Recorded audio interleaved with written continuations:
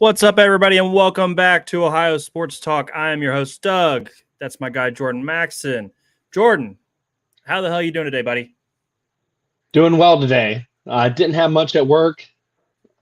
Went down, took the family to Kings Island for a little bit in this ridiculous heat wave that we're going through. Unfortunately, nobody was at the park, so I endured 4 or 5 rides. Nice. Had a little bit to eat and bounced home. So we're doing good here. Quick question for you, Jordan. Go ahead. Quick question. Did you climb in any enclosures that said do not enter? Did you do anything stupid while you were at the park today? That's going to be a negative, Douglas. My daughter gets good expectations from me, and we have a tendency to follow the rules when it comes to safety. So, I mean, absolutely insane story. Yeah. Like the fact that the person actually got hit by the Banshee is wild. But at the same time, what an absolute idiot. I mean, that is just unbelievable that somebody in this day and age would walk into an active roller coaster. Jordan. Douglas, I don't understand it. Even in our most adolescent days, would never imagine it. So it was never an option. It was never an option. It was never even as a child. I mean, it's just absurd that would happen in this day and age. Okay, can always condolences to the parties involved, but yeah, absolutely absurd. So. I mean, I don't. You know, I got to be honest, Jordan. I don't know if I have any condolences for that activity because that is the most stupid thing I've heard in a long time, buddy. It's up there, brother. It blew my mind. It almost stopped us from going, but Kings Island was very quiet about it. Didn't really bring it up. Of course, Jordan Jr. Anybody that follows me, she's my daughter. She knew about it, so we just kind of chose to move on. So, I mean, obviously a wild thing. What's your go-to meal at Kings Island, and then we'll get into the hard hitting stuff today. It's always been La Rosa's Pizza. It has always been pretty good up there growing up. Well, we did try my daughter is a Panda Express person, so that was her go-to for the meal plan. But today I tried their version of Chipotle. It's very good. It's very good. Oh. So probably extremely overpriced though. Is that true? It's on the meal plan, so I'm not 100% sure. I'm 100% sure it's in Kings Island. It's overpriced. You and I both know through many years of eating Skyline at Kings Island that right. When we go through that gate, it's an extra $2 or $3. I'm sure it's extra $6 or $7 nowadays, but for sure, that. But the meal plan kind of helps, I guess, in the long term. So if anybody's got any families, it's at least something to do at night. You hit 1 or 2 coasters, go cash in your meal plan, get the refillable drink. It kind of keeps it affordable. So. Yeah, no, that makes sense. Jordan, we had a big week of a big couple days of sports. I mean, buddy, how about FC Cincinnati last night? I mean, woo! Okay, so they had 2 just incredible goals, but Acosta last night. I mean, everybody's chanting MVP. Everybody's going crazy. I mean, all the eyeballs are on this guy. Incredible game-winning goal in the 101st minute of the game to give them the win over Philly. I mean, we replayed it. We posted it on our socials. Incredible. Shout out to Jenna. Thanks for stopping in. Shout out to Darren at Fat Boy Fadeaway. But Darren, my boy. Let's talk about Acosta last night with his 2 goals and the game-winning goal as stoppage time is running out. Insanely awesome game last night. One of the best soccer games I've ever seen, Jordan. What were your thoughts? Because listen, last week you told me Philly was going to give them a game. You said they got young legs. They're going to put up a fight. And damn, did they not put up a fight? Because they had a late goal of their own to tie up the game to even extend it a little bit further. So tell me what you thought about that game, because hell of a game to watch, man. I really enjoyed the ending minutes of that game. So what were your thoughts there? This game came over as advertised. It didn't come just as advertised. It gave us a little bit of everything. But both teams really came out for the haymakers. We kind of thought maybe it would end in a tie or some penalty kicks, and stuff of that nature, but not needed, Douglas. 101 minute. We think it's all going to go bad, and they just pull it out. But I even want to reference the goal before that, Douglas. It about 35 yards on a football field is what the length of the kick for the for goal number 3 of FC Cincinnati. What an incredible kick, and just nobody was ready for it. He just went for it. I mean, that's just kind of incredible to see in this day and age. He just kind of, I mean, that kind of speed and velocity right in the goal, and right beyond the keeper's fingertips. Here, Jordan, I'm going to play it for us because it was a damn good goal, like you said. I'm gonna put it big on the screen here. There's going to be an ad. You know how ESPN is. I'm going to mute the ad, but we're gonna see on our screen the goal from the halfway mark. That was the 3rd goal for FC Cincinnati. Like you said, incredible goal, Jordan. Yes. Again, I've fallen in and out of soccer. I'll watch the national team every now and then, but this FC Cincinnati team is a damn fun group of guys to watch play, and they've kind of brought me back and brought you back into the sport, and we hadn't really been in the sport for quite some time. So here's the goal, guys, 2-2, and just a remarkable shot. Just right in. Just from the halfway mark of a soccer field is insane goal. And I know I said 35 yards, but Douglas, that looks damn near 50. I'm going to be honest with you. Let me see how big the pitch is. Soccer. Let me see to get the dimensions for you, because. So let's see.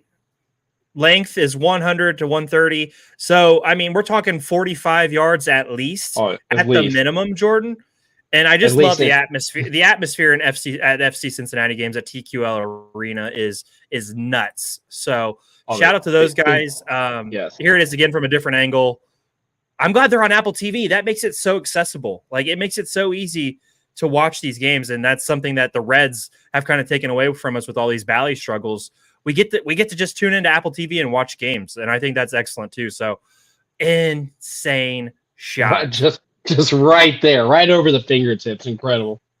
And then, like I said, so that put us up 3-2. Philly comes back with a late goal in the 91st minute. 91st minute, yeah. And then Acosta comes and seals the game in the 100th minute with an awesome individual play. That guy is flat out nasty with the ball. They're talking about building a statue outside of TQL Stadium for him already. I support the hell out of it, because that guy can absolutely play. And Douglas, just 2 years ago, he was considered a replacement for a few top players of FC Cincinnati lost. So really incredible for him, incredible for his career, and really just great for the team moving forward. Such a young franchise. They've really got Cincinnati kind of on fire right now. The Reds struggling. Keep going, because I'm gonna reiterate your point. Keep going. No, they just have Cincinnati on fire right now as a fan base, because we've always kind of had the Columbus Crew, so you've always had to look north, and we didn't really get much media coverage there and ticket wise, but now it's right here in our own backyard. Like you said, they do great with the pyrotechnics, they do great with the advertisement. We're top 6 in MLS as a club for attendance. I mean, it's just kind of the perfect storm right now, Douglas. This franchise, the sky is the limit. They really haven't even hit their ceiling yet. So really excited for them moving forward. They're second in the East. We're right behind Miami, and it just keeps getting better. Definitely. Jordan, you want to know how popular FC Cincinnati is right now? People are asking on Twitter right now if Acosta is a bigger star than Joe Burrow in the city. That's how much people are like overhype is not the right word. This dude is a fantastic player, but when you're comparing somebody in Cincinnati to Joe Burrow, you're in that mix. You are big time right now. So let's maybe pump the brakes a little bit. Joe Burrow is the most famous athlete in Cincinnati, and I would say Acosta's in the running, Jamar Chase, Ellie De La Cruz, some of those guys, but that's high praise, Jordan, for Acosta there in FC Cincinnati. Their next game, we've got them. Oh, let's see. They play New York on. Oh no, canceled. That game's canceled. Let's see. What is their next game? I think we're about a week out, Douglas. Yeah, the the scheduling is so weird for these. They play the New England Revolution on the 22nd. So we're actually this weekend, Jordan. We'll be watching. We'll be talking about that game, and then they've got FC Dallas the following Saturday on the 29th. So that long wait in between. But we do get another FC Cincinnati game this weekend, and we'll definitely be tuning in and supporting those guys because it's just a damn fun product to watch right now, Jordan. It's a damn fun team to watch. So let's transition to something not so happy, Jordan. Oh, let's talk about our Cincinnati Reds, buddy. We've lost 2 series in a row, and the run support was not there. The pitching was damn good, Jordan. I mean, we get Hunter Green. We get Hunter Green to start the game 3. He pitches a good game. He battles his ass off, Jordan, all night. Battled, striking guys out, getting out of situations, and then we give up a 1-run home run and we lose 1-0. We got nothing going against the Pirates last night. What were your thoughts on this series? The last, against the Pirates, we scored a whopping, what was it, 3 runs? Yeah, 3 runs. No, 4 runs. Sorry, 4 runs against the Pirates in that series. And they only scored 7 runs. It wasn't like they kicked our ass. But when the games are razor thin, you've got to get somebody across. And the Reds struggled all series to score runs. What are your thoughts, buddy? Because we got 2 damn good performances from Lodolo and Green. So what are your thoughts? Lodolo and Green, stop me if I sound like a broken record. We're really the 1-2 punch that the Reds have in their rotation, and just not getting the run support, Douglas. I know game 3 kind of hurt with Candelario out with a little injury. He wasn't in the lineup that day, but still, I got to kind of point the finger here at David Bell. We could have brought Dunn back up for the game. We could have activated. We could have made some more moves. But I'm just saying, Dunn got on base. Dunn's on base percentage when we're down right now. But there's a reason he's in AAA. He's not good. He's just not good. But his on base percentage would tell you otherwise. But that doesn't mean that. Come on. I'm not an analytics guy by any stretch of the matter. But when it comes to baseball, I tune it in a little bit harder because right now we're struggling and I'm searching for answers. And that's what it sounds like. It sounds like you're searching for answers. When we had him in the lineup, he was consistently on base. He scored runs, Douglas. I'm not saying he didn't set the world on fire, but he did things. His on base percentage, Jordan, is .250. He's not good. There's a reason he's not on the team. He stinks. I'm not just pointing the compass at him. But I got to point the compass at it starts and ends with management. And you got guys struggling. We're playing, game 3 at 12:30 first pitch on the mound. It just seems like, and we're horrendous in these time frame games, Douglas. Overall this season, we have a terrible record for it, and there's got to be a reason why. And it starts with management. We're not managing the team, but for the last 2 series, I don't know where the bats went. We're so hot and cold. One minute we're smacking, double digit homers, and we're getting on base, and we're beating the Dodgers. The Dodgers are wanting to get the hell out of Cincinnati, and the next minute we're going up against the Pirates, who are in the same situation we are for wins and losses, trying to claw their way back to the NL Central and keep in with the play-in game, and we're blowing it. So I don't understand. We started the year with inconsistent pitching, and now we're down to inconsistent offense. So I'm just kind of dumbfounded. I don't know if it's coaching. I don't know if it's management. If we're practicing, we know the medical staff sucks. I mean, are these guys hurt? Are they nicked up? You're laughing, but we got guys that are getting second opinions outside the organization, and the second opinions are coming back like, why the hell are you even suited up to play baseball? So, I mean, we got to look. There's something structurally wrong here with the Cincinnati Reds, and it starts with organization because it sure as hell I can't put it all on the players this time around. Something just seems off, and that's me. That's me as a fan. That's me as an analyst. For our fans that tune in, there's something off with the Reds, Doug, and we have to fix the puzzle. And I honestly, besides making aggressive moves and finding that home run hitter that we alluded to the last show, I I'm just kind of dumbfounded with it. I've taken a lot of air. Give me your insight. So to me, Jordan, I think it starts with Nick Kroll. I don't think he's a good general manager. I think he's overstayed his welcome in that position. I would like to see him gone sooner than later. And while I don't think David Bell, I think he's doing the best he's capable of doing. But Jordan, this is something we touched on before. If David Bell was let go of the Reds tomorrow, absolutely nobody in the Major League Baseball is beating down his door to bring him in as the next head coach. Right. It just is not happening. Nobody wants that guy, and we're stuck with him is what it feels like, because it doesn't feel like Nick Kroll is going to make the move that we need to move to make. There's 2 weeks ago, we saw some emotion from David Bell, and it helped. We saw a little bit of emotion from him the other night. They went on a winning streak. Right, but we saw a little bit from him the other night where he was in the umpire's face arguing calls. It didn't spark the team the way it did last time. I don't know. I don't think he's lost the team by any means, but I just don't think David Bell is capable of getting the Reds to the next level. I think we are a manager and a GM away from being a much better ball club. And as long as Nick Kroll and David Bell are in these key positions in the organization, I don't think the Reds are going to be a legitimate contender. Jordan, we are last in the NL Central right now by half a game behind Chicago.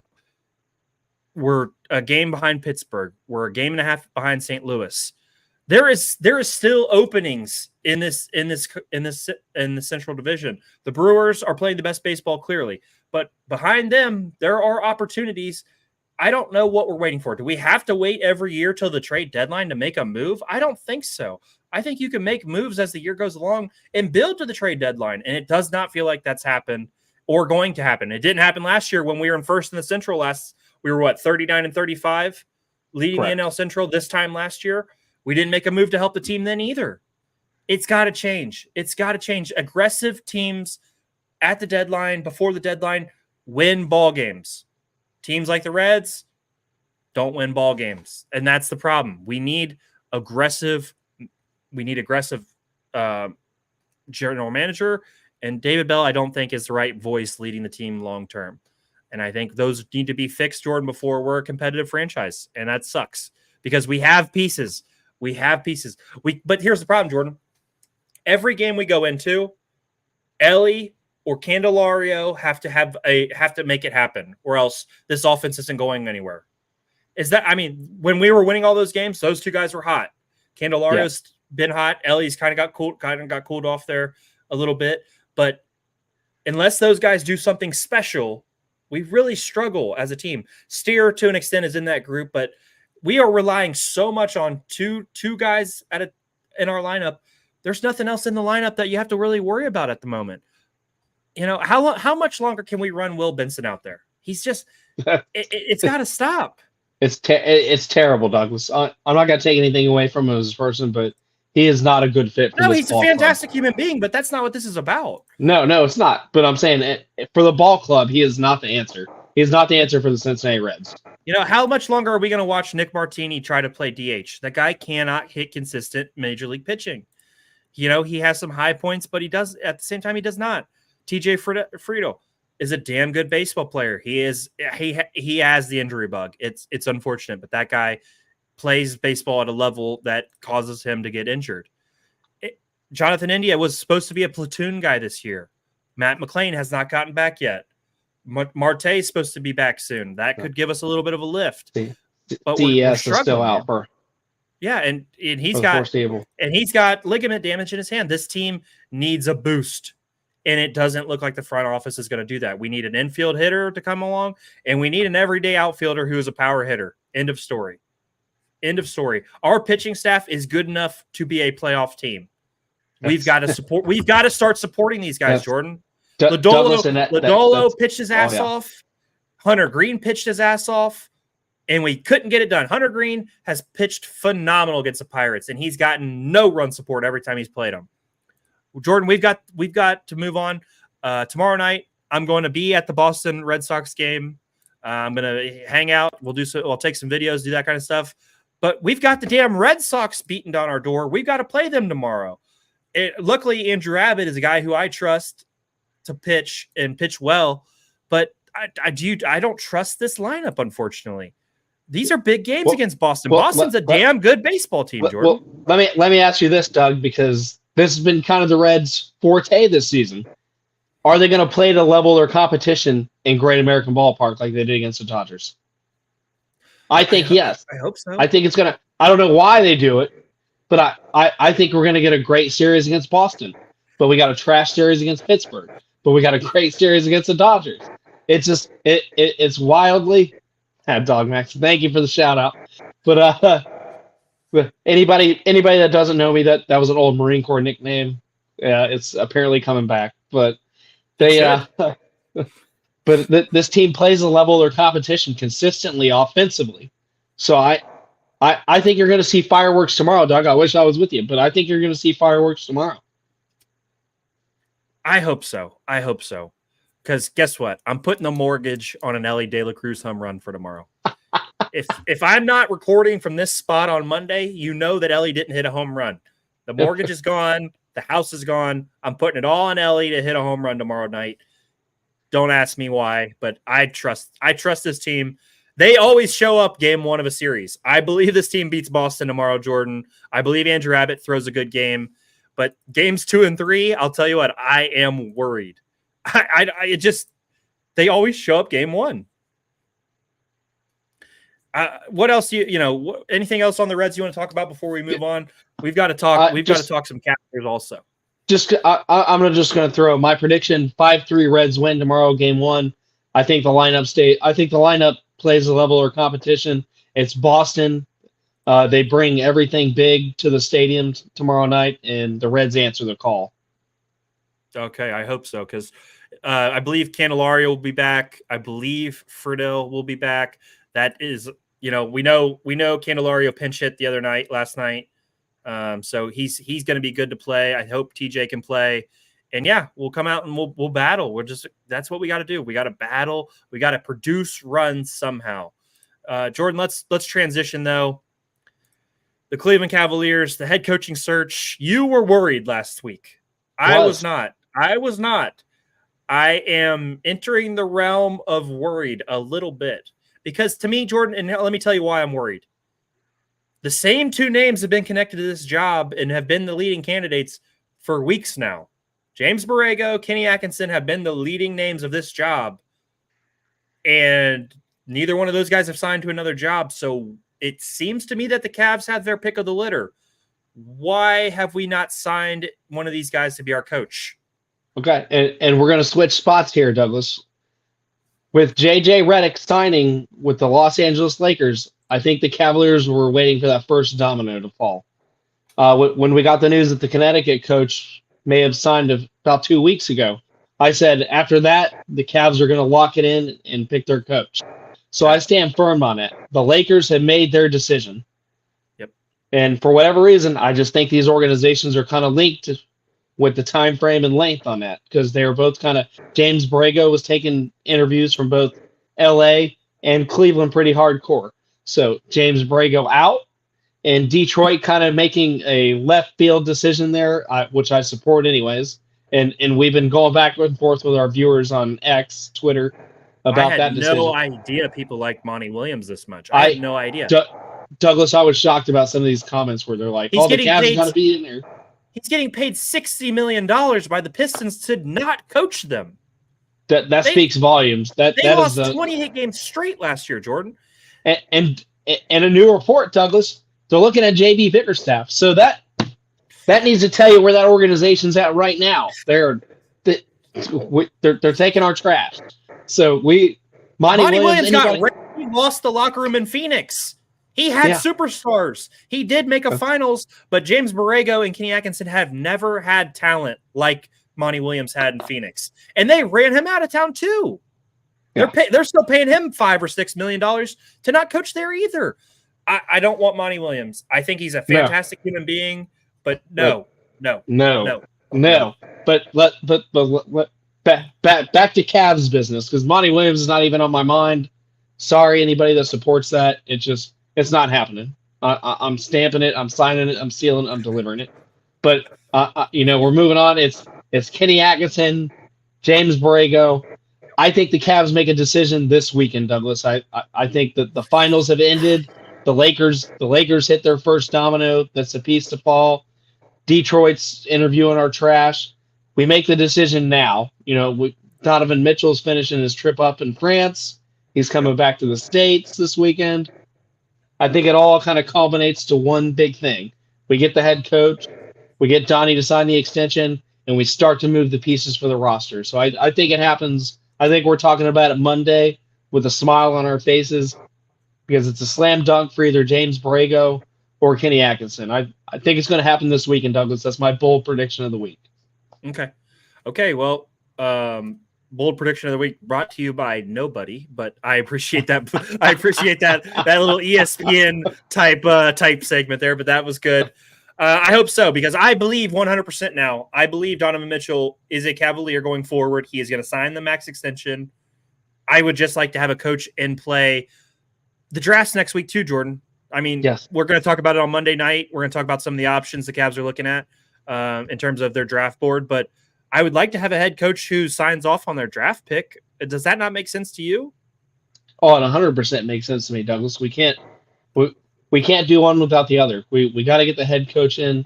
We got to get the extension, and we got to get our draft pick. Or if we're going to move up, down, the 120 decisions that happen in round one have got to be made. Other than Kobe Altman doing it, other than Dan Gilbert doing it, we got to bring in a head coach to solidify all these big time decisions. So that's why I'm thinking, no later than Saturday. Sunday we'll break the announcement and we'll just be able to kind of move forward and get this organization where it needs to be. Okay, I'm with you on that. Well done there, buddy. The way to be the bouncing force on that conversation, because I'm a little worried. Like I said, I am a little worried at the moment. Jordan, let's transition though. We've got our college football highlight. This week we were talking about the Toledo Rockets. Toledo has, I think, one of the simple logos, but I like their logo overall. You can see it a little bit. I'm going to remove Jordan for a second. See, I just like how that simple Toledo logo is. I've always been a fan of their logo. Initial thoughts, Jordan, because Toledo also a damn good team out of the MAC. Any thoughts on Toledo before I start sharing some of their information? No, they've done well the last 2 to 3 seasons, Douglas. So I think they were kind of hit by the transfer portal like many other MAC teams were. And that kind of goes back to my thought, with the way the NIL works now and the transfer portal. You go to a MAC, not taking anything away from the MAC, Big Ben Roethlisberger from right here from Miami of Ohio, and so many other players came from the MAC. The Browns had a quarterback from the MAC for a little bit. His name Charlie Fry. Charlie Fry. I was there for his first start, Douglas. I was there for his first start when he hooked up with Braylon Edwards for 3 touchdowns. But that was a sight to behold. What a rewind! It was. But Toledo, they've been doing good. They've retained some players, but the transfer portal kind of hurt them. But I think they're going to finish probably second in the MAC, Douglas. That's my prediction. But I'm going to let you hit us with the stone cold facts. Okay, Jordan, let's talk Toledo. Their stadium is the Glass Bowl. It holds over 26,000 people. So it is a massive, or not a massive, it is a small stadium. Jason Candle is the head coach. He's been there for 7 years. He is 65-35. They have won 20 games in their last 3 years. So they are playing good football. Their rival is Bowling Green. We will definitely talk about Bowling Green soon. They are projected to finish second in the MAC. Jordan, last episode we talked about the Miami Redhawks. They are going to be 1-2 in the MAC. They're going to be battling all season. They are also projected to finish 7-5, just like Miami. So it's going to be a war in the MAC this year. It's very exciting. And then the recruiting class, Jordan, they have the 66th rated recruiting class. They're 23 commits. They have the 114th rated transfer portal class with only 7 commits. They did lose their quarterback, Daquan Finn, to Baylor. That is a big loss, losing a guy as talented as he was. But they do bring in Tucker Gleason, who was there last year, who will probably take over. He also played at Georgia Tech for a while. they've got some damn good football players. They did lose Yes, some they to the do. portal. That does happen a lot. The MAC, you play good the MAC, you're definitely going to move to a Power 5, and you're definitely going to get a good scholarship. So, I feel like that is kind of the goal. At the MAC, you're not going to win a national championship, but if you can win your conference and send a couple guys to the next level of college football, I do think that's a success. So I don't want to take that away from anybody. But Jerwan Newton and Junior Vandeross the third combined for 13 TDs last year and over 1,300 yards. Those guys are both back. They are going to be massive targets for Gleason this season. Maxon Hooks, 69 total tackles, 4 passes deflected, 3 interceptions. That guy's an all-league type safety. And then their big defensive tackle, Darius Alexander, 36 tackles last year, 4 sacks, 3 passes deflected, a big body who eats up on the line, another one of their top players. The big concern, Jordan, when I was doing my research on Toledo, is they lost all 5 starters on the offensive line. And from playing football and being around football, the offensive line is a massive, massive cog to your entire situation. So that's, read some comments from the coach. He is a little bit worried about the offensive line. But again, Toledo has talent at the weapons. It has a solid running back.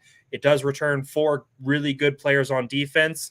So I think they're going to be competitive. Plus 7 transfers that'll probably play earlier than maybe they would at the school they're coming from. Thoughts on Toledo, Jordan? You kind of hit the nail on the head. Defensively and offensively with the weapons, they're pretty sound. It's just, can they replace the beef on the offensive line and the experience in a short amount of time for that big turnaround? They are in the MAC, so we're not playing Ohio State every day, so it's doable. I haven't got a chance to look at the bottom half of their schedule. I know it's more interleague play, but I'm kind of interested in pulling it up right now. Gotcha. But I think that their coach has been there for 7 years. Any coach that kind of hits that 5-year time frame, and this, Douglas, from the coaching world and being in sports, that means you have consistency. That means you have finally built your roster, and the organization trusts you. So I think he's going to do his due diligence, whether it be via transfer portal or just right at home here, and they're gonna make do with the best line. They do have a phenomenal running back. I think he was top 5 in the MAC last year for scrimmage yards, all-purpose yards. So I think moving forward they're gonna be okay. But losing their quarterback hurts, but they got a guy that's kind of seen the system already. So Douglas, I think they're gonna finish that 1-2 punch that we were talking about at the beginning of the segment. So yeah, Jordan, let's look a little bit closer at their schedule. They got the Duquesne Dukes. That's a win. UMass, that's a win. At Mississippi State, that's a good scheduled game for them. I mean, they probably don't win that game, but if you can go down there and at least keep it within a couple scores of Mississippi State, that's a solid game. Western Kentucky, that is probably going to be a win. Miami of Ohio, that's going to be a big game in the MAC. That's going to be a must-see type game. I'm sure that'll be on probably Friday night type game on ESPN, one of those type. At Buffalo, at Northern Illinois. They got the rivalry game against Bowling Green, Eastern Michigan, Central Michigan, the Ohio Bobcats, Akron Zips. So that's 2 wins to probably close out the year right there, and then potentially heading to the MAC championship. Not a terribly hateful schedule. I do like the fact that they went out and scheduled Mississippi State. When you come into those games and you go to the SEC, you're just, it's more of a measuring stick. Hey, how do we measure up with these guys? Can we be competitive with these guys? And that helps you so much when you go out and play in the MAC. That's what we talked about with Miami. They have got Notre Dame on their schedule. They've got a couple of really strong non-conference games. I believe Northwestern to kick off the year. I like that the MAC teams are going. I like that the MAC teams are going out and making these big scheduling decisions and putting their teams in better situations. If everybody can stay healthy and continue to get better off of those games. Well, especially in the NIL day and age, the money they get traveling to these bigger schools is going to be, and it's for the transfer portal reasons. That's going to be great for them moving forward. So, look for smaller teams to, get these big programs on the schedule to help them moving forward, because the money they make from that game is the players are going to bring in that next year. So it's kind of a win all the way around. It gives them a measuring stick. And it gives them, publicity and that that big camera, whether it's ESPN Plus, ESPN, or just kind of a highlight on Fox. And then So they yeah, get to bag the money and go around and get some better talent next year. well said, buddy. Well said. Because yeah, that NIL money definitely matters, and if you can get some extra money and maybe keep around the guy that you might think goes to a Power 5 school. But that Toledo versus Miami game is going to be one of the best games in the MAC. So we definitely have that one circled, and we'll definitely talk about that again when that comes up. But Jordan, that is the Toledo Rockets projected to finish second to really contend for that MAC championship this year with Miami of Ohio. So that is exciting. We will be back Monday with another college football spotlight. Jordan, let's have some fun now, buddy. We are big movie buffs. We love the movies. We love going to the movie theater. Summertime is always big for movies. We're going to go top 5 summer blockbusters. Jordan, what is your number 5 summer blockbuster? I'm going to hit you with something a little different. I'm going to go with Transformers Dark of the Moon. When it came out, the franchise was still kind of on top of its game. The 3D conversion was phenomenal. It was the best since Avatar. So I thoroughly enjoyed it. The sound, of course I saw it on IMAX. So the sound that, I didn't go there for the acting, obviously, Shia LaBeouf and Shy's all good. that nonsense. I like Shy. Shy got better, but definitely, it's definitely one of my favorite Transformers movie, and it came out 4th of July weekend that year. So it's definitely solid at 5 for me. Okay, number 5 for me, Jordan, is this is a tough one because there is just so many damn good movies. Number 5 for me, I'm going to go with Jurassic Park, Jordan. Jurassic Park is one of my favorite movies of all time. I love dinosaurs. I love the whole concept. It really broke my heart when I found out that the dinosaurs are not like Jurassic Park depicted them. That really hurt me as a human being. But Jurassic Park is my number 5, Jordan. What is your number 4?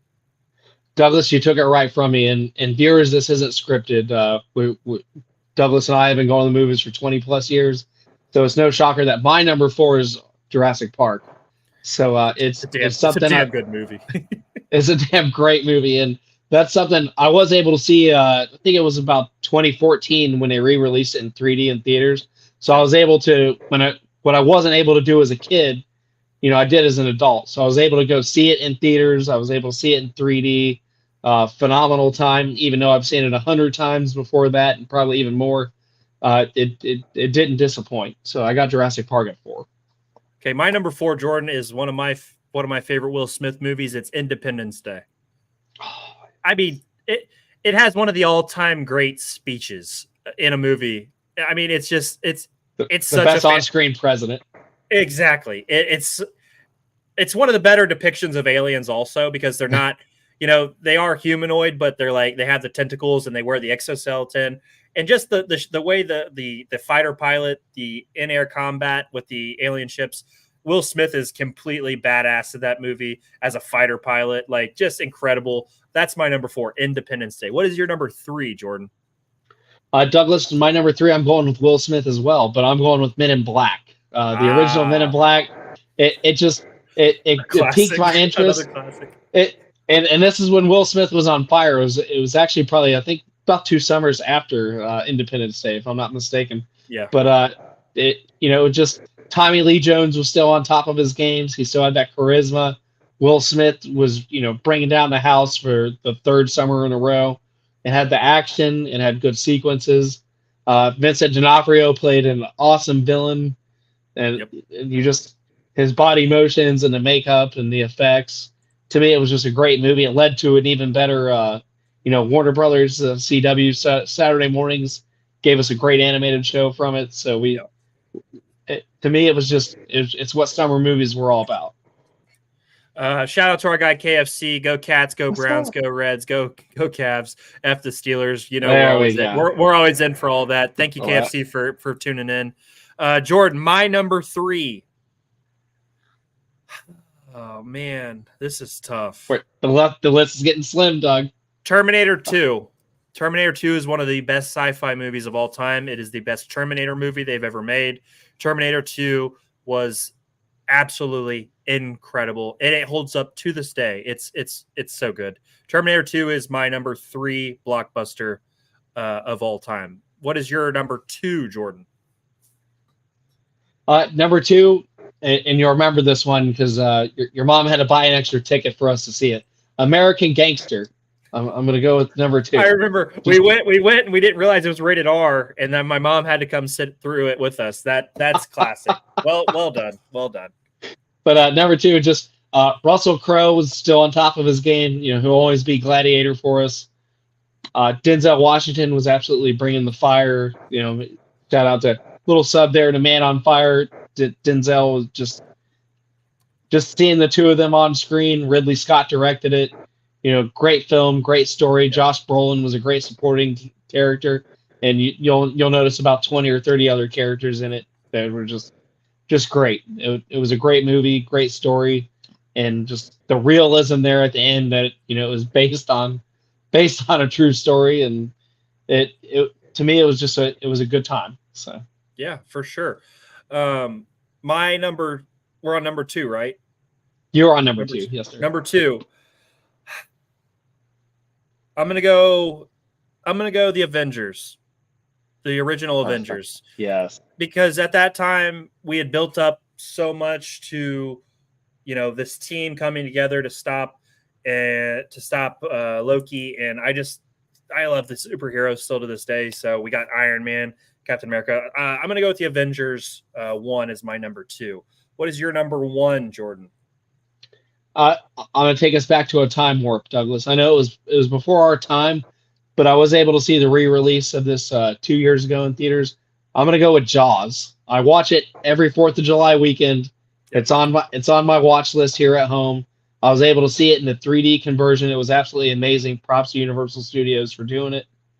And it's just the summer movies. The beaches are open and everybody's having a good time, and it's just the acting. And the hatred that the two actors had, Dreyfus and getting in arguments, and there was just so much unscripted in it. We'll never get another movie like that again. And it's just, to me, it's the definition of a summer movie. They're at the beach. It's carnage. You got some backstory. The characters flow well together, and it's just kind of a tradition in my household at this point. Every 4th of July weekend, at some point, Jaws is playing on the screen. Okay, Jordan, my number 1 is Jaws. It is also Jaws, because there's just something about the monster shark that just draws you in, and it's just so captivating, and I don't know, it just changed me. And after I saw that movie for the first time, that opening scene in the water where the two kids are go skinny dipping and the girl gets eaten, and it just sets the tone for the entire movie. It's one of the all-time great movies in cinema history. And Jaws is my number 1 also. It's something I'll never forget. I'll never forget. I'll never forget. And as a father, I love the scene, and it wasn't scripted. It was actually Steven Spielberg who let it roll. When the sheriff is eating his breakfast and his son starts to mimic him, that wasn't scripted. The son wasn't even supposed to be in the shot. And that's something that, the later sequels try to recreate, but just stuff like that, you can't recreate it. And the speech about the USS Indianapolis when they're all having a good time, and then he just brings that, where the movie's going after that. We'll never get another. The way he told that story, with them sitting around the table and the lights swinging back and forth, and the way that is such a chilling story. Yes. Talking about how he got into like hunting sharks and stuff like that, because you see that how that goes is 100 men go in the water and only a certain amount come out. Incredible speech.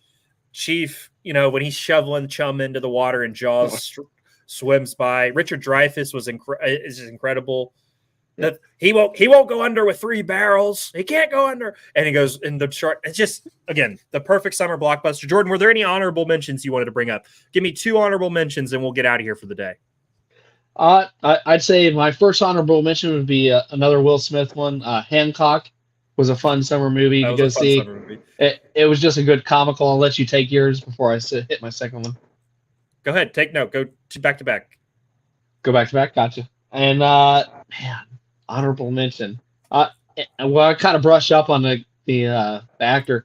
Gladiator is going to go for my honorable mention because it's just it's one of those pictures we'll never get again. I have high hopes for the sequel, but when you reach that peak of a mountain for some movies, it doesn't get any better than that. Okay, my 2 honorable mentions, Jordan. My first one is Top Gun. Top Gun. Tom Cruise. Yeah. It's like the ultimate summer vibe movie. It is. The most competitive beach volleyball game you've ever seen. Iceman, just the macho, machismo, just over the top testosterone going on. It's like the perfect dude movie. So, and it's just got that summer vibe. So Top Gun was on my honorable mention list. And a movie that should have made the list, but I just didn't want to go chalk. Saving Private Ryan. Yes. One of the all-time great war movies. If you don't think it is, you can debate a fucking wall. But that movie, I mean, you get early Vin Diesel, you get Tom Hanks, you get just fantastic performances throughout. Early Paul Giamatti, early Vin Diesel, Tom Hanks. You get what was essentially an early Matt Damon. I mean, before he really broke into his own. That cast, if you go on IMDb right now and look at that cast, you'll be mind blown because all these guys went and won Oscars, led franchises, billions of dollars in movie revenue, and Steven Spielberg had them all in the palm of his hands and just delivered it. Incredible. It's an incredible movie. What's the guy's name who plays the supporting actor for Tom Hanks? His number 2. He always had alcohol and drug issues and stuff, but he was such a good actor, and he passed away 5-6 years ago. Tom Sizemore? Yeah, I mean, he is so good in that movie. When he gets shot and he flips, the gun flips out of his hand, and he's just kind of strapped. I mean, he throws his helmet. Yeah. But good movie. Damn good summer blockbuster. And he got kind of a little bit, he has a mold because he did damn good. Both in he did good in Pearl Harbor, but he did damn good in Black Hawk Down, and that's another one. Yeah, Tom Sizemore is a hell of an actor. But Jordan, that's our 5 summer blockbusters. We added 2 in there just for fun. We'll post that tomorrow because we just love movies, and we'd love to hear what your guys' favorite summer blockbusters are. Jordan, we've got 96 people in here viewing us live right now. That is insane for us. Thank you guys so much for coming on and supporting the show. We've got big things planned. I'm going to be at the game tomorrow night, the Reds versus Boston. So we'll take some videos down there, send some pictures in. So that'll be fun. We'll be back live Monday night, 9:00. Join us. Hopefully we have a new Cavs head coach. Hopefully we've beaten Boston in this series and we have some excitement to talk about. And hopefully FC Cincinnati gets a win. Hit us up on YouTube, please. We're at 199 subscribers. Please, somebody be that person and hit that subscribe button. But other than that, thank you guys so much. Thank you for your support on social media. And we'll be back again Monday. Jordan, appreciate you, buddy. I'm changing your name from now on. You're going to be Mad Dog Maxon on the show. But I'm your host, guys. That's your co-host, and we will be back next time. See ya.